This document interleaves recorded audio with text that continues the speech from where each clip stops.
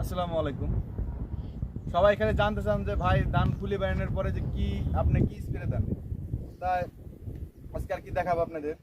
তো আমি প্রথমে দিছি অ্যামিস্কোর, এটা মিনপেক্স কোম্পানির, মিনপেক্স দাদা। এই অ্যামিস্কোর দিছি, এটা প্রতি 100 মিলি 6 ড্রপ করছি, 5 ড্রপ করছি, 100 মিলি ওষুধ 5 ড্রপ করছি।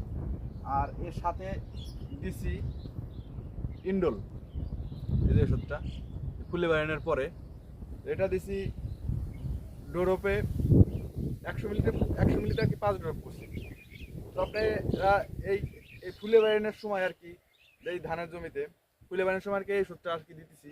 এর সাথে আর কিছু না, একটা ছত্রাকনাশক পচন, যাতে গাছটা সুস্থ থাকে, যাতে গাছের কোনো রোগ আক্রান্ত না হয়, খোল পচা না হয়, ব্লাস্ট না হয়, ধানের এই যে আগা যেগুলো দেখা, এই ধানের আগা যাতে সুস্থ সবল থাকে।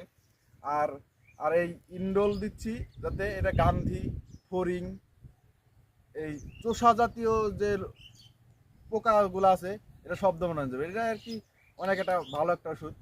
তো এটা হলো ল্যামডা সাইক্লোথিন, এই গ্রুপটা ল্যামডা সাইক্লোথিন, এটা ভালো একটা ওষুধ। এটা হলো আপনি সহজে কইলে বুঝতে পারবেন, এটা হলো ক্যারেটে গ্রুপ।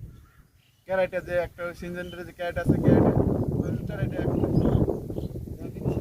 এখন আর কি এগুলা ভাজা এখন স্প্রে করবো জমিতে, এই জমিতে আর কি দেব। কেবল কিছু কিছু ধান আর কি 2-1টা করে আর কি ফুলে বেরোচ্ছে। তো এখনই উপযুক্ত সময় ধানে। এই যে দেখেন, এটা ফোনটা আগা, এই দেখেন এই যে ওষুধ না দেওয়াতে এই যে 2-1টা গড়ে চুষে একবার করে ফেলছে। আর বেশিরভাগ ধান চুষলে হলো বেশিরভাগ চিটে হয়ে যাবে। আর ওটা মিল্ক স্টেজের সময় থাকে, ওটা চিটে হয়ে যাবে আর কালো হয়ে যাবে, ধানের এই ধানটা কালো হয়ে যাবে। এটা হলো গান্ধী পোকা আর কি, যেটা যদি লাগে তাহলে। তো আপনারা সবসময় ভালো একটা ওষুধ দেওয়ার চিন্তা ভাবনা করবেন, যে ফুলে বাহিনের সময় ভালো একটা ওষুধ দেওয়ার চিন্তা ভাবনা করবেন, যাতে ধান এখন মাশাল্লাহ ধান মোটামুটি ভালো হয়েছে নাকি, আপনারা কমেন্টে জানাবেন। আর আপনারা কি ওষুধ দেন এই সময় ফুলে বাহিনের সময় স্প্রেতে, তো আপনারা একটু আমাকে কমেন্টে জানাবেন, যাতে আমি একটু দেখতে পারি আর দিতে পারি আপনাদের পরামর্শে।